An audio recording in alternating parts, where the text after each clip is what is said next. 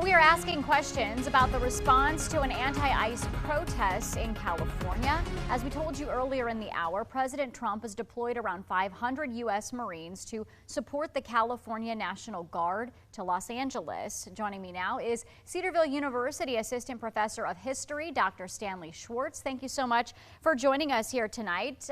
Let's start by talking about, is this typical to see the National Guard and military members deployed to protests in the country?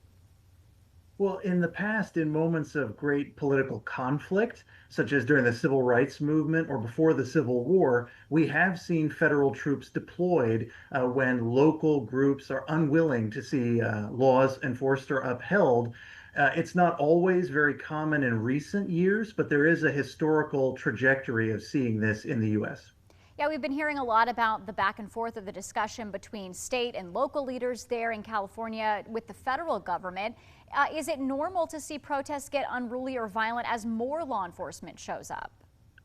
That is especially the case when law enforcement itself is at issue, when protesters are unhappy with law enforcement, its activities, the way it's reacting to a community. So in the past, during the civil rights era, in various urban riots, if people see the uniform and they're more likely to be afraid or angry, then violence might escalate.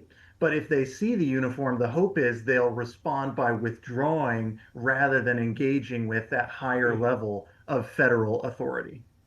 And in terms of de-escalation and these things becoming violent, what are the typical punishments for anyone who commits a crime during a protest like this? It depends on the crime, which could range from obstruction to assault and battery. Those punishments could, again, then range from small fines to larger fines to potentially even jail time, depending on what kinds of actions are committed. Recent court cases have allowed police officers or law enforcement professionals to sue protest organizers if they are negligent. So that's another factor to consider in the development of these protests. And California's top government officials, as I mentioned, they've been strongly against the National Guard and Marines being in Los Angeles due to potential escalation. Does President Trump have the right or a point here if the violence around the protests gets out of hand? What is the solution then? President Trump certainly has a point. We do want to maintain law and order. We want to protect innocent bystanders if protests turn violent. But at the same time, state officials have police powers. It is their responsibility primarily for ensuring that kind of law and order. This sort of state and federal tension goes back a long way in our history. Ideally, we want a harmonious relationship between state and federal authorities, but these kind of disagreements are not uncommon.